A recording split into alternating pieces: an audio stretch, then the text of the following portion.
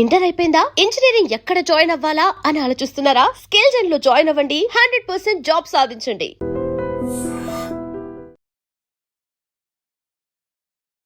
నమస్కారం, welcome to I dream. ధర్మ మార్గం విత్ విజిత కార్యక్రమానికి స్వాగతం.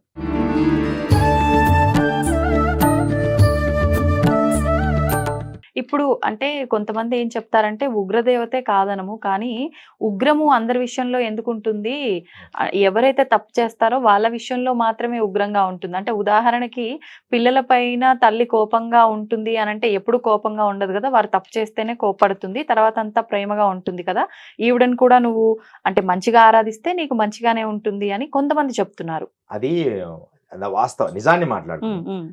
అదంతా వారి పాండిత్య లక్షణం, అంటే వారి మంచి మాటలు చెప్పడానికి ఉన్న లక్షణం అవుతుంది తప్ప ఇది యథార్థం. అది ఎట్టి పరిస్థితుల్లో వారాహి, మాతంగి, కాళి, బగలాముఖి, ప్రత్యంగర, ధూమవతి ఇలాంటి ఎన్ని దేవతలు కూడా ఎవరు పడితే వారు చేయకూడదు అంతే. అది ఫిక్స్, యూనిక్ అండ్ లాస్ట్. అది దానికి మించిది లేదు. గురువు చెబితే చేసుకోవాలి తప్ప ఇది మేము చేస్తున్నాం మంచిది అమ్మా, మంచిదే, కాళీ మాత మంచిదే, నమస్కారం చేసుకో, దండం పెట్టుకుని వెళ్ళిపో, ఆమె సాధన నీకు అవసరం లేదు. అవసరం అనుకుంటే ఆమె చెప్తుంది నిజంగా. లేకపోతే పండితుడు ఏదైనా పెద్ద కష్టం వచ్చినప్పుడు ఏదో ఖాళీ ఏంటంటే శని దశ మహా ఇబ్బంది పడుతుంది, చాలా ఇబ్బంది పెట్టినప్పుడు ఖాళీ హనుమంతుని చుట్టూ తిరుగుతుంటే కొంత తగ్గిపోతుంది. అవి అంతవరకే నమస్కారం చేసుకుంటే చాలు, అమ్మని అంత కుంకుమేసి నమస్కరించుకుంటే చాలు శ్రీ విద్య మీద, అంతే తప్ప శ్రీచక్రం మీద ఎక్కడన్నా ఆ కర్మ పోతుంది. అంతేప్పుడు వాటి ఆరాధించకూడదు. ఇప్పుడు ఎవరికి పడితే వాడికి దీక్షలు ఇవ్వడం వరాహి. అస్సలు నేను ఎంత అంటే మౌనంగా ఉంటున్నా చూడడానికి, ఎందుకు మనకి వాడికి ఎవరి కర్మ, అందరికి దీక్షలు ఇవ్వకూడదు వరాహి. అందరు దీక్షలు తీసేసుకోండి అంటే నిజాన్ని నిర్భయంగా చెప్తున్నా, ఇయ్యకూడదు అంతే. కానీ ఇయ్యొచ్చు అనే ఒక కొత్త క్రమాన్ని తీసుకొస్తుండ్రు. అదొక గ్రేట్ లాగా ఉండడానికో మరి వారికి ఎవరన్నా గురువులు ఎవరన్నా చెప్పారా అలా అయ్యమని? నువ్వు మంత్రము ఏదైనా చేసుకోవచ్చు, సభాముఖంగా దీక్షలు అయ్యి ఇవ్వకూడదు, పబ్లిక్ గా దీక్షలు ఇవ్వకూడదు వరాహి. మాట్లాడితే నిజం ఇదే, కానీ మేము చేసుకుంటామంటే వాళ్ళ హక్కు, వాచక శక్తి వాళ్ళ హక్కు, మాట్లాడే శక్తి వాళ్ళ హక్కు, ఏమైనా మాట్లాడుకోవచ్చు, ఎవరిని ఎలాగైనా తయారు చేయొచ్చు. అమ్మా, ఒక కర్ర ఒక వ్యక్తికి ఇచ్చినప్పుడు ఈ కర్ర వాడికి ఇచ్చేటప్పుడు ఆ వ్యక్తిని తగిన వాడికి కర్ర ఇవ్వాలి. తెలియని వాడి చేతిలో కర్ర పెడితే మనకు ఇప్పుడు ఇది ఉంది, ఇది పోయి ఎవడికి పడితే వాడి చేతికి ఇస్తే ఎలా వాడతాడో తెలియనప్పుడు ఇబ్బందుల పాలవ్వచ్చు. వాడు మంచి ఇంట్రెస్ట్ గానే ఉండొచ్చు, వచ్చి దేవా నేను చేస్తానండి 45 రోజులు అని దీక్ష నేను చేస్తానని వాడి చేతిలో కర్ర పెట్టావు, వాడు దాన్ని ఎలా వాడతాడు? అసలు వాడికి ఇచ్చే అర్హత ఉందా లేదా? లేదు. ఎవరైనా రండి మేము వారాహి దీక్షలు ఇస్తున్నాం, ధర్మాన్ని మాట్లాడితే తప్పు, వాడి బుద్ధిలో వాడి కరెక్ట్ కావచ్చు, అందుకని కొన్ని ఇవ్వకూడదు. ఇప్పుడు మరి ఒకవేళ సరే మంత్రదీక్ష తీసుకోవద్దు, ఆరాధించొద్దు, ఆ వారాహి నవరాత్రుల్లో కనీసం అంటే ఇప్పుడు మనకి దగ్గరలో ఎలాగో ఆలయాలు నిర్మించడం జరిగింది, కొన్ని ఆలయానికి వెళ్ళి రావచ్చా? అద్భుతంగా వెళ్ళవచ్చు. సాయంత్రం నేను అంటున్నా బాగా గుర్తుపెట్టుకో, మీరు సాయంత్రం పూట మీ ఇంట్లో దీపం పెట్టుకొని వాయుమూలలో నేను చెప్పినట్టు మీ ఇంటి వాయుమూలలోకి వెళ్ళి అక్కడ పసుపు కుంకుమ పెట్టి అక్కడ ఒక దీపం పెట్టుకొని వాయుమూలగా కూర్చొని వారాహిదేవి మమ్మల్ని రక్షించు అని చెప్పి కొద్దిసేపు వారాహిని, ఓ దేవత వారాహి నమః అని, ఎవరి గురు పరంపర ఏం అవసరం లే, వారాహిని మనసులో స్మరించుకొని వాయుమూల నమస్కరించుకుంటే చాలు. ఏం దీపం అండి అంటే వారాహి అమ్మవారికి కంద దీపం అంటూ ఉంటారు? లేదు, కంద దీపము ఏం కాదు, జస్ట్ మీకు నచ్చిన దీపం ఒకటి. ఆ దీపము నీకు ఎదురుగా మూలలో ఉండాలి, వాయుమూల నుంచి మూలగా ఉండాలి, అంతే. ఆ మూలకు అధిపతి వరాహి వాయుమూలలో, అక్కడ పెట్టుకొని ఇలా త్రికోణం బొమ్మ వేసుకొని దాంట్లో పసుపు కుంకుమ పెట్టవచ్చు. ఇది సరళంగా చేసుకోవడానికి అంతే తప్ప ఈ మంత్ర సాధనలు జప సాధనలు చేసినప్పుడు ఏదైనా ప్రమాదం ఏదైనా అది అంత అనుకూలమైనది కాదు. మరి ఇప్పుడు లలితా సహస్రనామాల్లో కూడా అమ్మవారికి సంబంధించి వారాహి వీర్యనందిత అని చెప్పి ఒక నామం ఉంటుంది, అలాంటి నామం ఏమైనా చేసుకోవచ్చు? లలితా సహస్రనామం ప్రతిరోజు చేసుకోవచ్చు. అది మహాదేవత సంబంధించి లలిత అనేది ప్రతి అక్షరము బీజాక్షరము, లలితా శ్లోకాలు ప్రతి శ్లోకము అది యూనిక్ అనమాట. అందరూ కలిసి చక్కగా లలితా సహస్రనామాన్ని మనం సాధన చేయొచ్చు. ఇప్పుడు వారాహి అమ్మవారిని ఆరాధించొద్దు, ఉగ్ర రూపము గుప్తంగా ఉండాలి అని అంటున్నారు. కానీ లలిత అమ్మవారిని మాత్రం ఆరాధించొచ్చు. లలిత అమ్మవారికి ఇరువైపులా ఉండేది రాజశ్యామల, వారాహి. వరాహి. మరి ఎందుకు ఈమెను ఆరాధించొచ్చు, వీళ్ళను ఆరాధించొద్దు? లలిత అని కాదు, లలితా స్వరూపిణి అమ్మవారు పరమేశ్వరుడు. ఒకసారి ఒక సందర్భంలో వీరు ఎన్నో సంవత్సరాలు కైలాసం మీద రుద్రగణాలతో ఉండి ఉండి ఉండి వాళ్ళిద్దరు ఏం చేస్తారంటే ఒకసారి అలా విహారయాత్రకు వెళ్తారు. ఓకే, అంటే మనం ఇప్పుడు హనీమూన్ లాగా వాళ్ళేదో హాయిగా అమ్మ ఇదిగో అలా వెళ్దాం పండి అన్నది అమ్మవారు. స్వామివారు కూడా వెళ్దాం చాలా రోజులు అయిపోయింది వాళ్ళ కైలాస పర్వతానికి దగ్గరలో ఉన్న స్థలాల్లో అలా తిరుగుతూ వెళ్ళి అలా తిరుగుతూ అలా వెళ్ళారు. అలా తిరుగుతూ ఉన్నప్పుడు ఆ సమయంలో ఒక అంధకాసురుడని ఒక రాక్షసుడు, ఇద్దరు రాక్షసులు ఉన్నాడు. చండాచండులని ఇద్దరు రాక్షసులు, అంధకాసురుడు, వీళ్ళందరూ ఒక బ్యాచ్ అన్నమాట. ఆయనకు రెండు అంధకాసురుడు, వాడి కళ్ళు కనపడవు, భౌతిక కళ్ళు కనపడవు, వాడికి మూడో కన్ను ఉంది. వాడు బ్రహ్మ నుంచి ఎన్నో శక్తులు పొందిండు, సాక్షాత్ బ్రహ్మశక్తి పొందిండు. చిన్న కథే, ఆ చిన్న కథ అయినా పైన చెప్తున్నా. అలా చూసి నాకు తగిన విశ్వంలో అందరికంటే అందగత్తె ఎక్కడుందో చూద్దామని చూశాను. అక్కడ ఒక సరస్సులో గౌరీగుండని హిమాలయాల్లో ఒక సరస్సు ఉంది.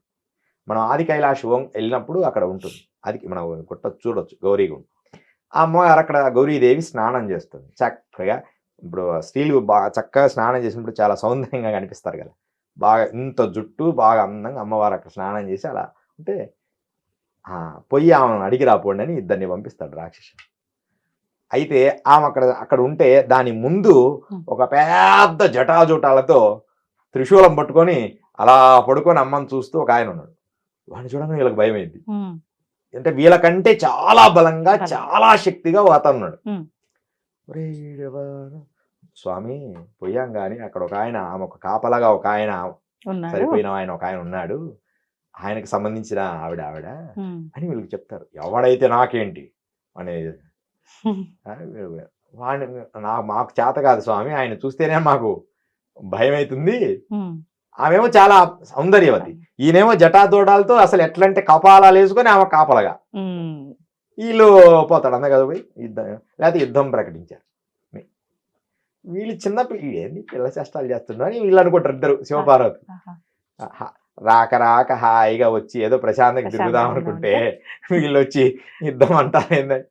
సరే అని చెప్పి అమ్మవారికి మరి వీళ్ళ మనస్సు డిస్టర్బ్ కాకూడదు, వీళ్ళ ఆనందం, వీళ్ళ చెదరని చిరునవ్వే ఉండాలి. వచ్చింది చెదరని చిరునవ్వు కోసం కదా. బయటికి పోయి చాలా మంది నువ్వు పెట్టచ్చు కావటం పిల్లు వీళ్ళు వీటి విషయం కొట్లాడకూడదు, వచ్చిన విషయం ఏంది, ఎంత హ్యాపీగా ఉండాలి. హనీమూన్ అయినప్పుడు ఎంత హ్యాపీ, బయటికి వెళ్ళినప్పుడు విహారయాత్రకు ఎంత ఆనందంగా ఉండాలి. నువ్వు మాట్లాడొచ్చు కదా, నువ్వు గట్ట ఇట్లాంటివి మాట్లాడకూడదు కదా, అలా హాయిగా జరగాలి కదా అని వాళ్ళు అదే జీవితాన్ని తెలుస్తుందమ్మా. ఇవన్నీ ఇవన్నీ మన జీవితాలను సంస్కరించడానికి పుట్టిన కథలు పురాణాలు. వాటిని కరెక్ట్ గా అర్థం చేసుకుంటే ఎంత హాయిగా ఉంటుంది.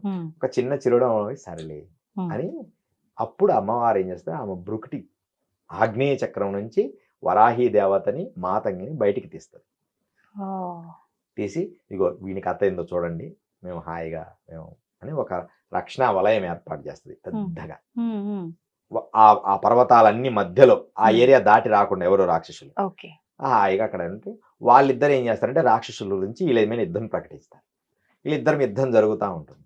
ఆ యుద్ధం జరుగుతున్నప్పుడు వీళ్ళిద్దరు అలా పుడతారనమాట. వరాహి మాతంగి ఏ సమయంలో పుట్టారు, దేనికోసం పుట్టారు? రాక్షసులపై యుద్ధం కోసం, రక్షణ. వాళ్ళు యుద్ధం కోసం పుట్టిన వాళ్ళు కాబట్టి యుద్ధ లక్షణాలు ఉంటాయి వీళ్ళకి. అందుకనే రాజశ్యామలాదేవి ఒక యుద్ధం రాజకీయం, రహస్యంగా జరిగే ఒక యుద్ధం. అందుకని అందరు రాజశ్యామల చేయండి రాజ్యం వస్తుంది. యుద్ధం అది ఒక యుద్ధం. మంత్రాంగిణి ఈమెమో వరాహి యుద్ధం అంటే ఒక పెద్ద రాక్షసుడు ఒకళ్ళ మీద యుద్ధం చేయాలంటే రాక్షసుని ఆరాధిస్తారన్నమాట. యుద్ధం ఇది. అందుకని వీటిని ఆ సమయంలో పుట్టింది కాబట్టి మనం వాటిని జాగ్రత్తగా మనం ఆరాధించకూడదని అలా వచ్చింది. ఆ సమయంలోనే వాళ్ళు యుద్ధం చేస్తున్నారు. వాడేం చేస్తాడు, వాళ్ళేమో చచ్చిపోతుండ్రు, వీళ్ళేమో చనిపోయి మళ్ళీ బతుకుతుండ్రు. వాళ్ళ రాక్షసులు చనిపోతుంది, వీళ్ళకి పవర్స్ కదా, వీళ్ళకి అమృతం శక్తి ఉంటుంది కాబట్టి. కానీ వీళ్ళల్లో నిరుత్సాహం కదా అంటే మానవ భావం ప్రయోగిస్తావు, మనుభావం అంటారు దాన్ని, అంటే మానవ బాంబు. మనస్సుల్ని డీలాపరిచే ఒక బాంబు వేస్తారు, వాయు బాంబు. ఆ పైనుంచేసి ఒకటి చిన్నది లోపల ప్రయోగించి వాళ్ళు వెళ్ళిపోతారు రాక్షసులు. ఈ జనాలందరూ ఉంటారు, అమ్మవారి తరపు వాళ్ళు, వాళ్ళందరే మేమెందుకు యుద్ధం, మరుసటి రోజు మేమెందుకు యుద్ధం చేయాలి, వాళ్ళు హ్యాపీగా ఉండడానికి మేము రక్షించాలా, శివపార్వతుల మీద మేమెందుకు యుద్ధం చేయాలంటారు వీళ్ళ తరపున వాళ్ళు. వారాహి మా రాజశ్యామల వాళ్ళు ఆశ్చర్యపోతారు వీళ్ళిద్దరు. అరే ఏంది, నిన్నటి వరకు బాగానే ఉన్నారు, నిరుత్సాహంగా మాట్లాడుతున్నారు అని చెప్పి మళ్ళా లలితాదేవి దగ్గరికి అట్లా దూరంగా వాళ్ళిద్దరు అలా భార్యాభర్తలు. అప్పుడే పాపం ఎంత బాధ అనిపిస్తుందమ్మా. శివుడు అలా కూర్చుంటే ఆయన ఇలా చూస్తూ ఆయన పాదాల కొంచెం పై భాగంలో అలా కూర్చొని స్వామిని చూస్తుంటది. అక్కడ వచ్చి మాతంగి నిలబడుతుంది, అదే శ్యామలాదేవి. చూడంగానే తెలిసిపోయింది అవునా అని. ఆయన ఈ డిస్టర్బ్ కాకూడదు వీళ్ళిద్దరు హ్యాపీనెస్ అని జస్ట్ ఆయన భర్తని అలా నవ్వుతూ ఒక చిన్న చిరునవ్వు నవ్వుతుంది. చిరునవ్వు అట్లా అనగానే ఒక శక్తి పుట్టి దాంట్లో వల్లభ గణపతి పుడతాడు. ఆ తర్వాత కొంచెం అట్లని వీళ్ళది పోయింది కదా. ఇంకొకటి ఆమె హృదయం నుంచి బాలా త్రిపుర సుందరి పుడుతుంది. బాలా త్రిపుర సుందరి పోయి వీళ్ళల్లో ఉన్న మాయనంతా తీసేస్తుంది, నిరుత్సాహం అంతా పోగొడుతుంది. ఒక చిన్న పట్టులాంగా వేసుకొని ఒక పాప తిరిగితే ఎంత ఆనందంగా ఉంటుంది, హాయిగా ఎంత బాగుంది. వీళ్ళలో ఉన్న ఉత్సాహం పెరుగుతుంది పిల్ల ఇంట్లో. ఆ వల్లభ గణపతి ఏమో ఆకాశంలో నిలబడి ఎవరు పైనుంచి ఏమీ దాడి చేయకుండా రక్షిస్తుంటారు. ఇలా వీళ్ళందరూ కూడా యుద్ధ సమూహాలలో రక్షించుకోవడానికి పుట్టింది కాబట్టి వాళ్ళ లక్షణాలు మనం తొందరపడి ఆరాధించకూడదు. బాల ఏంటంటే ఓన్లీ బాలా పుట్టింది దేనికంటే హృదయం నుంచి, ప్రేమ స్వరూపిణి. పసిపిల్లలాగా అందరినీ ప్రేమించడానికి పుట్టింది కాబట్టి ఆమె ప్రేమ రూపిణి. వల్లభ గణపతి కూడా యుద్ధ రక్షణకు పుట్టిండు. ఏదైనా పెద్ద సమస్య వస్తే వల్లభ గణపతిని ఆరాధిస్తాం. తర్వాత అప్పుడు యుద్ధం ప్రకటించి వాళ్ళందరినీ ఇద్దరిని కొట్టేస్తారు. అంటే అందరినీ ఓడగొడతారు. కోపం తట్టుకోలేక ఇంకా పిల్లవాళ్ళు కదా, బ్రహ్మ తపస్సు చేశారు, యుద్ధం చేసి వాళ్ళందరినీ సంహరించారు కానీ వాళ్ళని ఏం అనలేదు రాక్షసులు. వీళ్ళ కార్యక్రమం అంతా అయ్యింది. అయ్యి కైలాసం మళ్ళీ నిదానంగా నడుచుకుంటూ అడుగులు వేసుకుంటూ వెళ్తుంటే వాడు వెనక నుంచి వచ్చి నీకు శక్తి లేదు, నీకు ఇది లేదని శివుడిని అంటుంటాడు. పోరా అంటే చిన్నపిల్లలు ఏదైనా అల్లరి చేసి పోరా అంటలే, పోరా అంటే పోడే ఎదురుగా వచ్చి నిలబడతాడు. ఇంకా స్వామివారి కోపం వచ్చి వీడు చెప్పితే ఈయనేంటట్టు లేడు అని చెప్పి త్రిశూలం తీసుకుని వాడి పొట్టలో ఇలా పొడిచి ఇలా నిలబెట్టాడు. వాడి పొట్టలో నుంచి రక్తం అంతా త్రిశూలానికి కారుతుంటది. అప్పుడు జ్ఞానోదయం అవుతుంది. పొడిచేదాకా రక్తం కారింది కదా, అయ్యో ఎంత పొరపాటు చేసా, సాక్షాత్ పరమశివుడు. అప్పుడు వచ్చింది వాడికి బుద్ధి. అప్పుడు ఆయన మీద అష్టోత్తరం చదువుతాడు. శివుడి మీద అష్టోత్తరం, ఆ అష్టోత్తరం ఇప్పుడు మనం చదువుకుంటున్నాం. అవునా? దాన్నే అంధకాసురాయ నమః అని ఒకటి వస్తుంది శ్లోకం. దాంట్లో అంధకాసురాయ నమః అనే ఒక అష్టోత్తరంలో శివుడు అష్టోత్తరం చదివినప్పుడు వస్తుంది, మీరు చూడండి. వాడు చదివాడు అనమాట ఇది. అందుకే అతని పేరుతో కూడా ఒక నామం వచ్చింది అనమాట. వాడిని పొడి చేస్తాడు, వాడు హంగాడికి ఆ స్తోత్రం చదివి వాడు క్లోజ్ అయిపోతాడు. అంటే భగవంతుడు ఎన్ని ఎందుకు చెప్తారంటే మనిషి జీవన విధానంలో ఎన్నో ఆటంకాలు వస్తాయి. ఆటంకాలు వచ్చినప్పుడు కూడా మన చెదరని చిరునవ్వుతో భార్యాభర్తలు హాయిగా ఉండాలి. కష్టాలు వచ్చినప్పుడు ఎలా ఉండాలి, నిలబడి ఉండాలి ధైర్యంగా. శివపార్వతులు కూడా వచ్చినాయనే కదా మనకు అర్థం. అవును, వేరే వాళ్ళని మాట్లాడుకొని వీళ్ళని మాట్లాడుకొని దాని నుంచి బయటపడాలి తప్ప ఏదో ఆలోచన చెయ్యాలి. వాళ్ళను ఇంకొకరిని అడగడము, ఎవరన్నా ఫ్రెండ్షిప్ గా అమ్మ లలిత నువ్వు సహాయం చేయమని రాజశ్యామలాదేవిని, వారాహిని, ఆ వల్లభ గణపతిని, బాలా త్రిపుర సుందరి సహకారం తీసుకున్నారు. ఇది ఏంటంటే అర్థం, బాలా త్రిపుర సుందరి ఇంట్లో పిల్లల్ని చూసి సంతోషపడ్డాం కష్టం వచ్చినప్పుడు. గణపతి అంటే ఏదైనా మనకు అడ్డంగా ఉండి పైన పెద్దవాళ్ళు ఎవరన్నా సహకారం తీసుకోవడం. తర్వాత ఇరుగు పొరుగు వాళ్ళగా అంటే అటు ఇటు అంటే ఒక మంచి మంత్రాంగన తెలిసిన వాడు, అంటే ఈ పెద్ద మనిషి తరహా ఉండే శ్యామలాదేవిని తెలుసుకోవడం. ఒక మంచి రౌడ్ అంటే ఒక గట్టి, మీ బంధువులు ఎవరైనా గట్టివా అంటే వాని హెల్ప్ తీసుకోవడం. అంటే ఇలా ఒక మనకు అనుకూలమైన మంచి వాళ్ళని మనం హెల్ప్ తీసుకొని జీవితం ముందుకు తీసుకుపోవాలని ఈ పురాణాలు మనకు తెలియజేస్తాయి. అర్థం చేసుకుంటే ఇది కాదులేండి అంటే ఏం చేయలేం. అంటే ఇది కాదులేండి అనటం కూడా వాళ్ళు ఆడిచ్చే ఒక ఆట కాదంటారా? అంతే. మరి వాళ్ళే ఆడిస్తున్నప్పుడు మనం ఎంతటి వాళ్ళం అంటే ఆ అజ్ఞానం నుంచి బయటికి రావడానికి? అదే ఎన్ని మార్గాలు, స్పిరిచువల్ అనేది ఒక మార్గం, వాటి నుంచి మనం బయటికి రావాలి. అలా మనకు పెట్టినప్పుడే మన సమత బయటపడుతుంది. నువ్వు స్ట్రాంగ్ గా నిలబడుతున్నావా, టెస్ట్ చేస్తారా దేవుడు? నువ్వు స్ట్రాంగ్ గా నిలబడితేనే కదా దాని నుంచి బయటపడేది. నెక్స్ట్ టైం అది వచ్చినప్పుడు స్ట్రాంగ్ గా ఉంటాం. వెంబడే ఏదైనా చిన్న పొరపాటు డీలా పడిపోయి అయ్యో ఇది జరిగి అరే హ్యూమన్ ఉమ్. నీకు జరగలేదు అంటే బాధపడదు, జరిగిందనే దానికి ఎందుకు బాధపడతావు? ఆ. ఎంతమందో అనేవాళ్ళు ఉంటారు. మనం మాత్రం మన కర్తవ్యాన్ని తీసుకొని ఉమ్. భక్తి శ్రద్ధలతో దాన్ని ముందుకు తీసుకుపోతూ ఉండాలి. ఉమ్. ఇట్లా మనకు వరాహి దేవత శక్తి ఇలా పుట్టింది. ఉమ్. అందుకని వాళ్ళని అవసరమైనప్పుడు మనం గుప్త నవరాత్రులుగా ఆరాధించుకోవాలి తప్ప బయట ప్రపంచం ఎవ్వరూ చేయకూడదు. ఏ పీఠాధిపతి అయినా ఒక్కరైనా చూడు, నామనాయ పీఠాలు ఉన్నాయి, పెద్ద పెద్ద పీఠాలు ఉన్నాయి, శంకర పీఠాలు ఉన్నాయి. వాళ్ళు ఎప్పుడైనా వారాహిని ఆరాధించమని ఎక్కడైనా చెప్పారా? వాళ్ళ నోటెంబడి వరాహి అనే పేరు ఎక్కడైనా వచ్చిందా? మీరు వినండి ఎక్కడైనా. ఉమ్. పెద్దలు పీఠాధిపతులు ఎవరు చెప్పరు. ఉమ్. ఒకవేళ ధర్మనిష్ట గల వాళ్ళు కూడా ఉమ్. వరాహిని మీరు ఆరాధించనని, ఇప్పుడు మనకు ఎవరైనా మన సామవేద షణ్ముఖ శర్మ గారు కానీ మీరు వరాహి పూజ చెయ్యండి ఉమ్. అని సభాముఖంగా అమ్మ ఉమ్. ఏదో ఒక 4 నామాలు 5 నామాలు చెప్తారు. ఈ నామాలు మీరు చేసుకోమని చెప్పింటారు తప్ప అవును. అంతేగాని వాళ్ళు మీరు ఫోటోలు పెట్టుకొని ప్రత్యేకంగా ఆరాధించండి అని చెప్పరు. ఉమ్.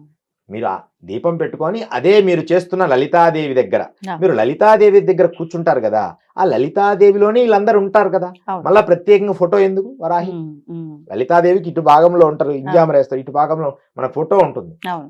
ఇటు పక్క ఇంజామర వేసే వాళ్ళు ఇటు పక్క ఇవన్నీ తెలుస్తుంది ఫోటోల్లో. ఉమ్. వరాహి కూడా ఉంటుంది. అంటే ముఖం అట్లుండదు, వరాహి స్వరూపంగా ఒక ఆవిడ ఉంటుంది, ఓకే. శ్యామలా స్వరూపంగా ఒక ఆవిడ ఉంటుంది, ఉమ్. ఉమ్. కొన్నిటిలో వరాహి కూడా ఉంటుంది. అవును. అంతే. వాటిని మనం ఆరాధిస్తే మనకు సరిపోతుంది. Hmm. ఒక 5-6 నామాలు ఉంటాయి. ఈ 5 నామాలు అనుకోండమ్మా వరాహి పూజ చేసినట్టని అలాంటి మంచి సలహాలు ఇస్తారు తప్ప అవును. వాటిని ఆరాధించమని ఎవరు ఏ పండితులు చెప్పరు. ఉమ్. ఉమ్. కానీ ఇప్పుడు అందరూ పూజలు నిష్టలు అనుష్ఠానాలు వాళ్ళని శిక్షణ ఇవ్వడము, తర్వాత మాతంగి శిక్షణ వేయడము, తర్వాత వరాహ శిక్షణ ఇవ్వడము, ఎవరికి పడితే వాడిని తయారు చేయాలి ముందు. ఉమ్. ఒక 2 years వాడిని ఈ మంత్ర సాధనలు నేర్పకుండా వాడిని సహజ సిద్ధమైన స్థితిగతుల్ని తయారు చేసి అప్పుడు వానికి మంత్ర సాధన నేర్పించాలి. అంటే నేను శాస్త్రాన్ని చెప్తున్నా, ఉమ్. ఉమ్. ఎవరిని నేను విమర్శించడం లేదు. శాస్త్రము క్షుణ్ణంగా పెద్ద, లేకపోతే ఏ గురు పరంపర నిన్ను ఈ వారాహి దీక్ష ఇయ్యమన్నది, అవును నా మనసుకు నచ్చింది నేనే గురువును ఇస్తానంటే అది ప్రమాణం కాదు. ఉమ్. నువ్వు గొప్ప యోగివి, గొప్ప జ్ఞానివి, గొప్ప శక్తివంతి ఎవరైనా ఉండొచ్చు. ఆ. నువ్వు ఏ గురువు నేను ఇలా ఇయ్యమన్నారు? ఉమ్. ఒకవేళ ఇయ్యొచ్చండి అందరికి వరాహ దీక్షలు ఇవ్వమని ఎవరు చెప్పారు? ఉమ్. కృతాళం పీఠాధిపతి స్వామివారు ఉన్నారు, వారి దగ్గరికి పోయి నిలబడతారు, వారి సమస్య చెప్తారు గురువు గారికి. చెప్తే వాడికి అవసరమైతే చెప్తారు, నాయన ఇది చెయ్యని ఉమ్. మా మంత్రం రాసిస్తారు. ఆ మంత్రం రాసి నాన్న ఇన్ని చెయ్యి. చెయ్యి. తర్వాత పురచ్చరణ హోమం మనం చెరువులోకి వెళ్ళి అక్కడ పురచ్చరణ చేసుకోవచ్చు. అక్కడ వారాహి దేవత కూడా ఉంది, ఉమ్. నువ్వు కూడా వెళ్ళింటే చూసిండొచ్చు. ఉమ్. తిరుపతి దగ్గర వారికి నిజంగా అవసరమైతే ఆ ఇబ్బంది తొలగడానికి మంత్రం ఇస్తారు తప్ప ఫోటో పెట్టుకొని పూజలు చేయమని చెప్పరు దాంట్లో. ఓకే. ఓకే. మీరు ఇక్కడికే రండి, ఉమ్. మీరు జపసాధన చేసి ఇక్కడికి రండి, ఇక్కడ ఉమ్. పూజ చేస్తాం, ఆహా. మిగతా అన్ని లక్ష్మీ మంత్రము భైరవ మంత్రము అన్ని ఇస్తుంటారు. ఆహా. వాడి సమస్యను చూసి వాడి ముఖం చూసి ఆ. వాడికి అవసరమైన మంత్రం రాసి ఇది చేసుకో అంటారు తప్ప దీక్షలు ఇక మీకు మాల వేసి అవును. ఇలా దీక్షలు ఇయ్యరు. అంటే ఆ మంత్రం కూడా శాశ్వత ఎప్పటికీ చేస్తూ ఉండడం వల్ల కొంచెం కాల పరిమితి ఉంచి ఇప్పటి వాడి వరకు కష్టం చేయమంటారు. తీరిన తర్వాత మళ్ళీ గురువుగారిని అడిగి మళ్ళా గురువుగారు మరి ఇది కొనసాగించాలా, ఉమ్. దాని సమస్య తొలగింది అనుకుంటే దాన్ని ఆపొచ్చు కూడా. ఓకే. ఓకే. ఆహా. ఎందుకంటే దాని తర్వాత వాటికి ఆహారము, భూత గణాలకి ఆహారం పెట్టలేరు, ఉమ్. ఆ దేవతలకి ఆహారము విచిత్రమైన చర్యల్లో ఉంటుంది వరాహిది. ఉమ్. దాన్ని మనం సానుకూలంగా పెద్దల అనుమతి తీసుకోవాలి. ఓకే. పెద్దలంటే దాని శాస్త్రం తెలిసిన వారు. ఉమ్. ప్రతి శాస్త్రములు ఇప్పుడు పుస్తక రూపమైనవి. ఉమ్. పుస్తకాలు చదవడం, యూట్యూబ్ చూడడం, పుస్తకాలు చదవడం, యూట్యూబ్ చూడడం, అవును. అవి వింటుంటే అవే కనపడుతుంటాయి మనకి. అవును.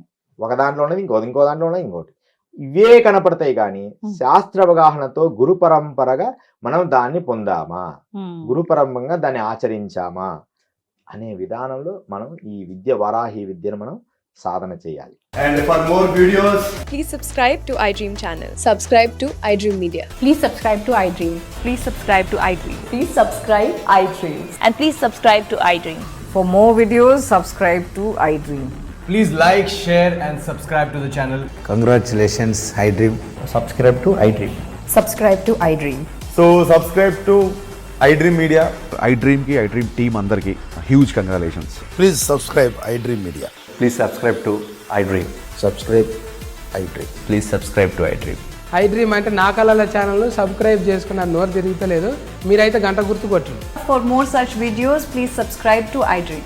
Subscribe to iDream. Please subscribe to iDream. Please subscribe iDream Media. Please do subscribe to iDream. Please subscribe to iDream Media. For best entertainment and information, please subscribe iDream. And don't forget to subscribe to iDream.